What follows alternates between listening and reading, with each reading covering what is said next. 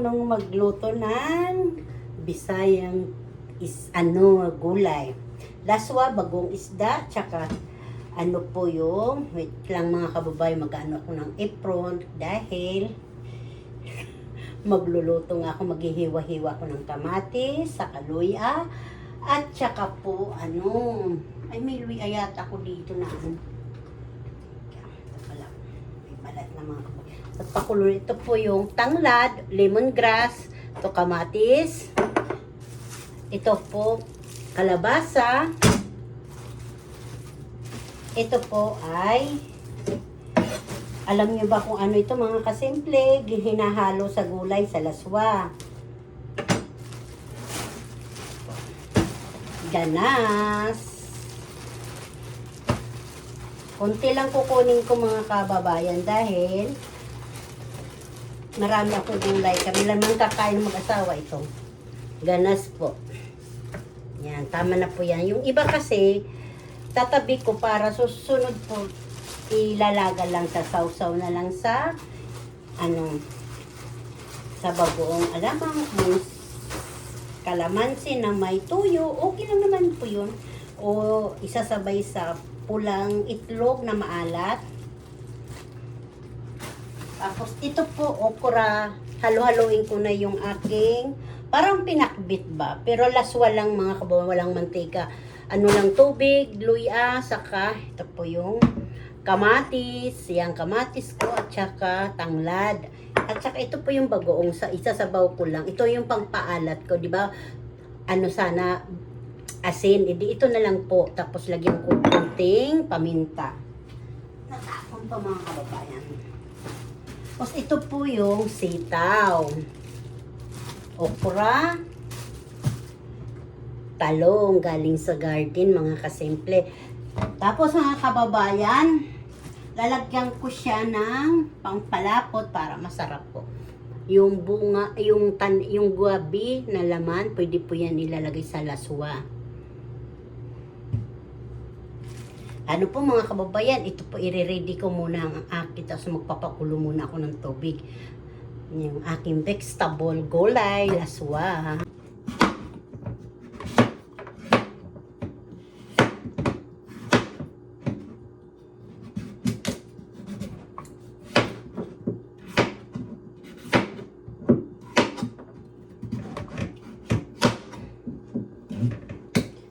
Simple. Mga kababayan, pwede din yung kalabasa at laswa, hindi lang lagi pakbit, lagyan ng mayroong mantika. Pwede po yan. Ihalo, hindi lagi po gata. Masarap din to mga kababayan, yung lagyan ng malunggay, alugbati, saluyot, laswa. Kung ano na yan sa inyo paligid, pwede po ihalo. Kasi dito sa amin, mahal kasi ang saluyot dito sa amin, pati yung alugbati, mahal. Iwan ko ba, bakit ganyan yung alugbati dito? Sobrang mahal man. Pati saluyot, samantala sa atin punta ka lang sa gilid-gilid ng bakod o sa palayan. Nandun yung saluyot, tapos yung mga sitaw, katapos yung mga alugbati. Binabakod lang namin sa Tacloba, sa Dulag. Sa amin, baryo. Doon din sa bukid namin sa Liti-Liti. Para hindi siya maligat mga kasimple yung kalabasa. Kasi binili namin to yung hiwa na Hindi ako bumili ng kulay green. Kasi hindi siya ubusin ko na kasi mayroon na siya yung papunta ng pagkabulok. Kung may stock pa din ito mga kasimple, wala na, hindi na ito magagamit. Mabubulok lang ito.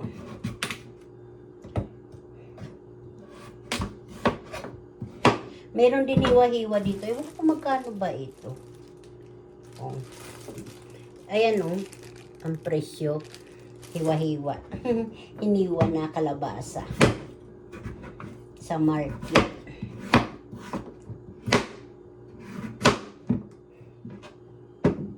Nagpakulo na po ako mga kababayan ng ng pangalan nito, tubig.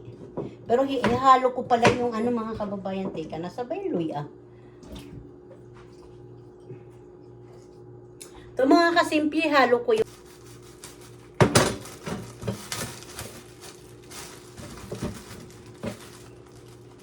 pero may okra din po dito yung luma, ang galing sa freezer. Siguro mga kababayan, unahin ko muna yung luma. Para po yung bago. Ano lang po ito, kararating na ito mga kasimple, yung mga gulay galing sa market. Kasi itatabi ko na siya dahil titigas po yung mga kasimple pag hindi natin na itatabi. Nabubulok. Pag busy na tayo, hindi na natin yan maalalayan. Yan. Ito po yung okra. Bango-bango na po mga kababayan.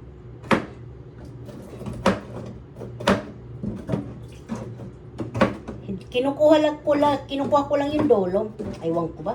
Bakit kinukuha pa yung dolo na yan? Hindi naman yan. Nakakain din na yan. Sayang. Kasi mahimayin ko ng mga kababayan yung pangalan nito.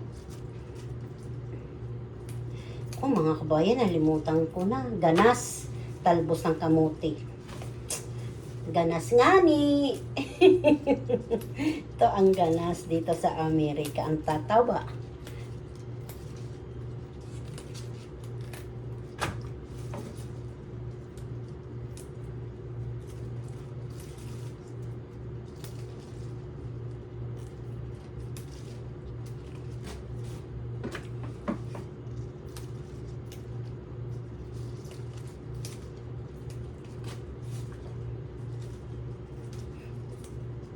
Hindi ko na ginanong ganon kasi alam ko naman malinis eh.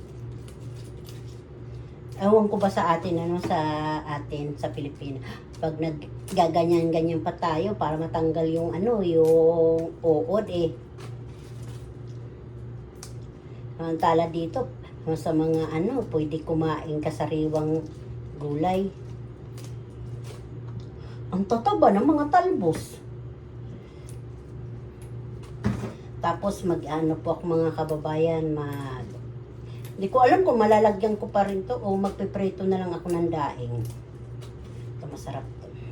Meron pa yung embutido yung relleno. Laga ko yung embutido na upload ko na po yung mga ko linuto ng mister ko. Sabi ko embutido, relleno pa lang mga kasimple.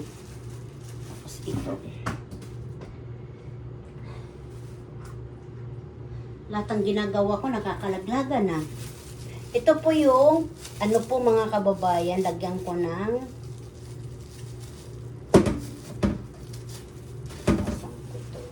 yung, ba pangalan ito? Hantap, sitaw. Hantap, sitaw to mga kababayan. Tapos, mga kasimple, ito po yung hantap na bilhin ko sa market.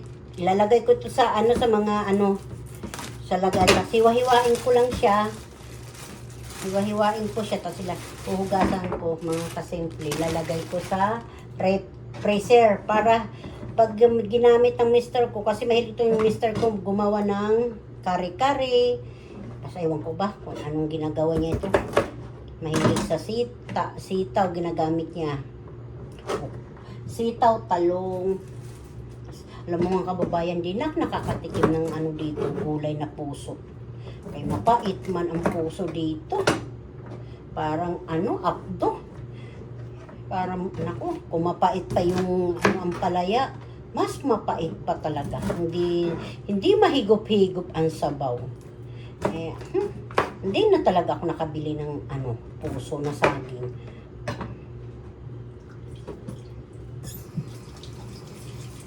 Puso ng saging.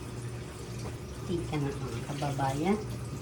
Ito po, tatabi ko na ito mga kasimple yung mga gulay na ito, hindi wahiwa ko. Kasi hindi naman ito lahat gugulatin ko dahil walang po dito mga kababayan.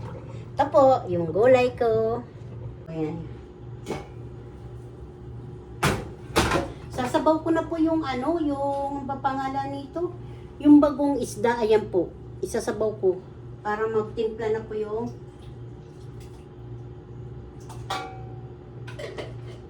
yung aking, ano ba pangalan nito? Laswa. Ang kababayan, di ko nalalagyan ng gabi. Nahihinayang po ako yung gabi. Mahal naman kasi. Lalaga ko pang ano. Ito, bit simple, lagyan na natin pampalasa. Nais ko malaman mo.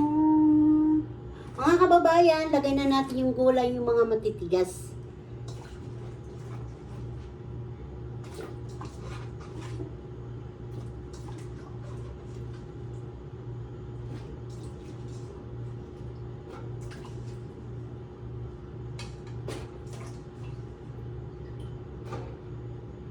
Takpan ko muna.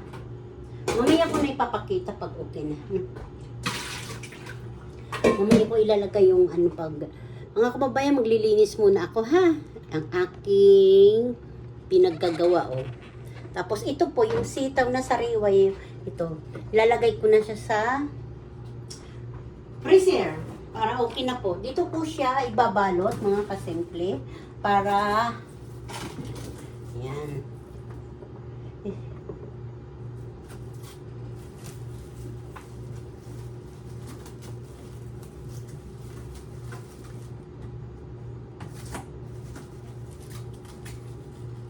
Sitaw.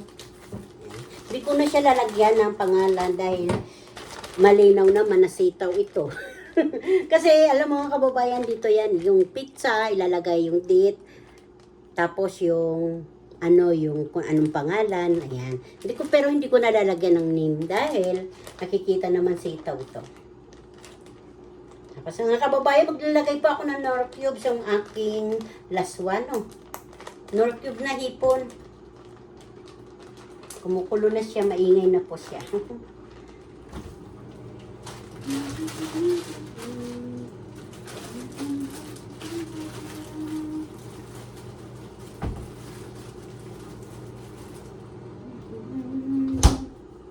I love lovers again.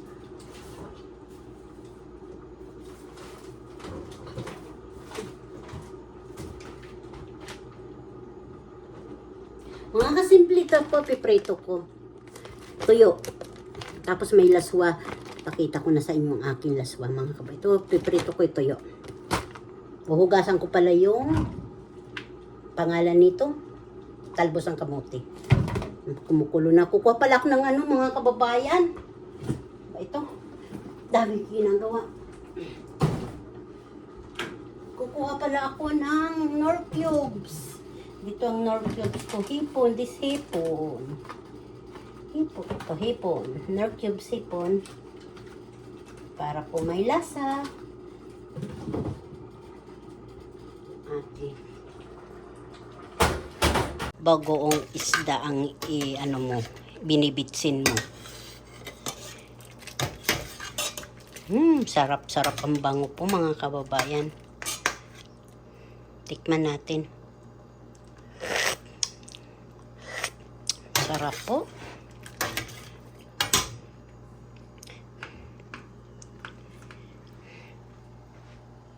Ika mga kababayan, lalagay ko muna yung ano ha. Pasensya na po, malikot yung kamera ko. Ito po mga kababayan, isang kardero, pinaglutuan ko ng brown rice. Ayan po kung bakit dilaw po yan mga kababayan. Linagyan ko po yan ng luyan na dilaw din. Para po organic yung kinakain natin. Minsan lang kasi lagi naman sa restaurant, kaya ako nang nagluluto minsan.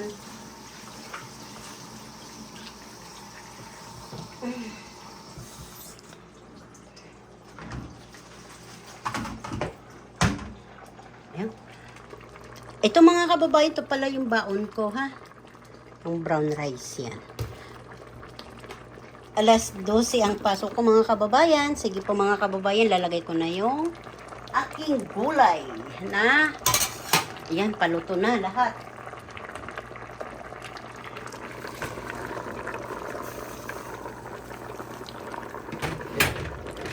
Aking ganas na talbos kamote. Ay naku. Ito yung ganas ko.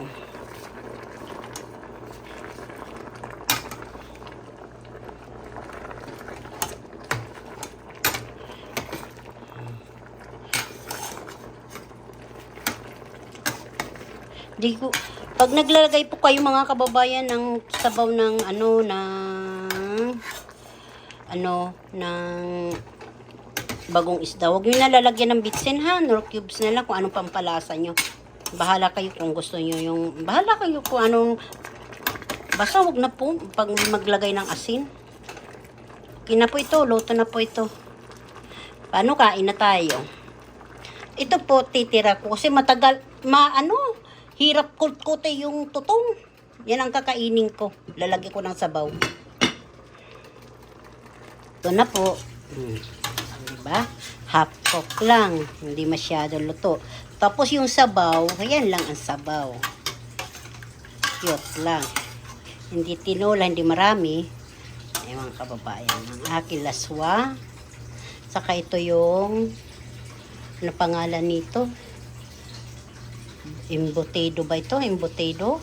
O relleno pala. Ito naman po yung toyo. Toyo. Yan.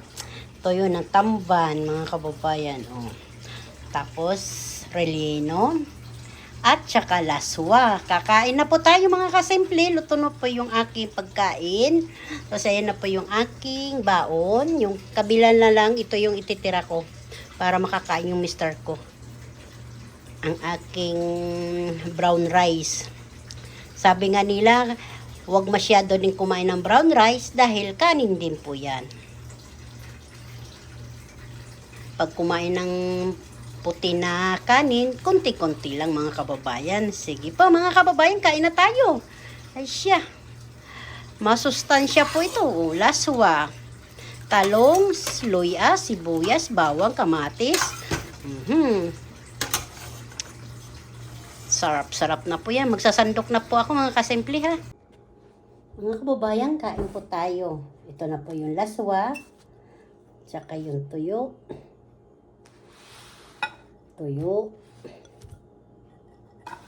Tsaka linagang itlog.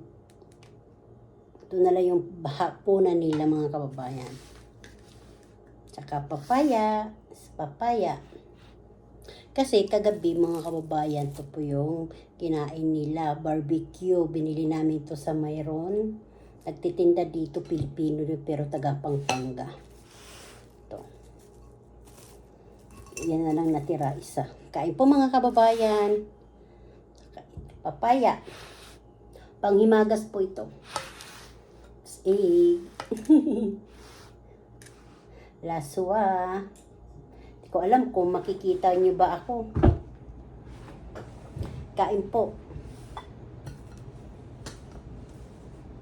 Ito yung, di ko na binuksan itlog na buong itlog pagkaluto. Yan.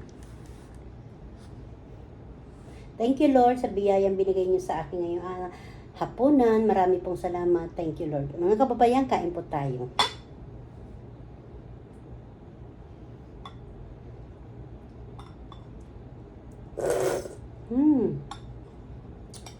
Kanina po hindi pa ako kumain mga kababayan ng tanghalian. Doon ako na kumain sa Tapos iniwan ko na siya dito.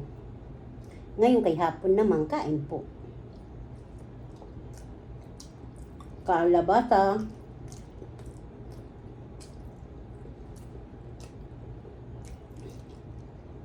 Alasin ko na po dito ng hapon. Wala pa yung mga anak ko sa mister ko. Kaso nanginginig na po ako ng po ito yung gutom. Kakain ako. Ako nagluto kanina umaga. Ako lang uuna kakain. Kasi nga po dito, Sabado po ng hapon na. Nagluluto po ako kanina, umaga pa lang. Pagsabi ko talaga yung gulay, matamis-tamis. Ito pa yung talong. Excuse me, yung talong galing na po yan sa garden ng mister ko.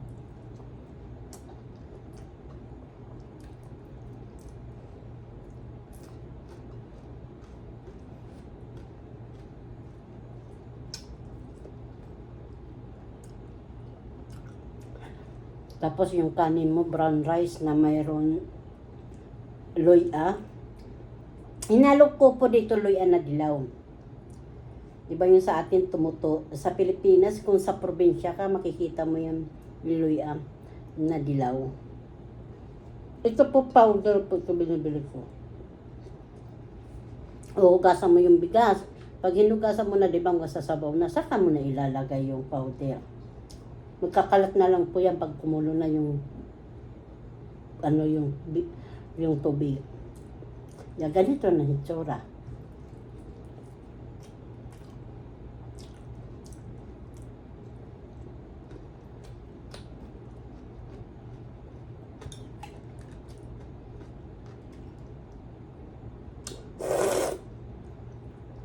Grabe ang lasa. Grabe ang sarap talaga po mga kabayan.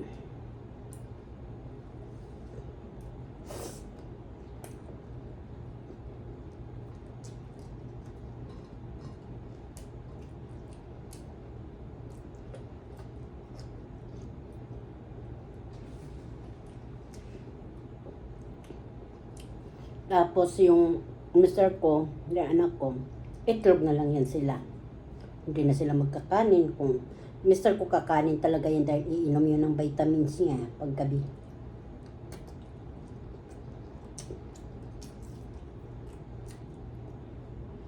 Iloy ang dilaw.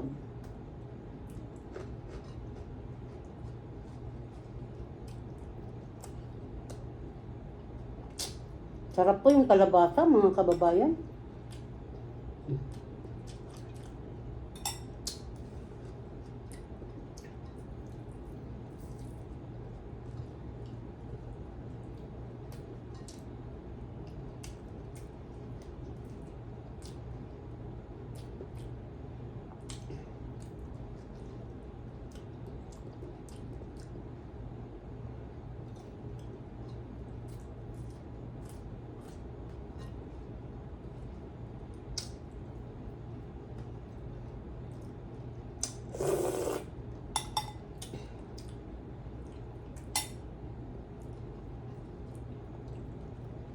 Parang tinulang isda.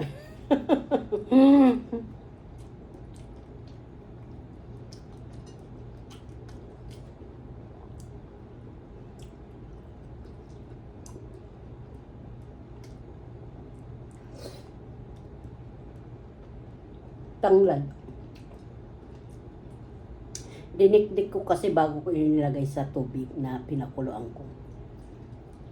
Kaya nagkawatak-watak.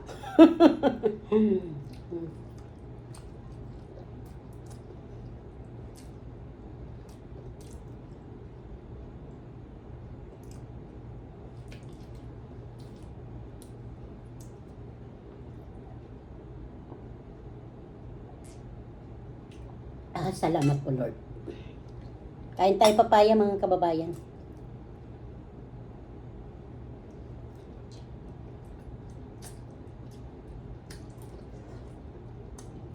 Ang tamis.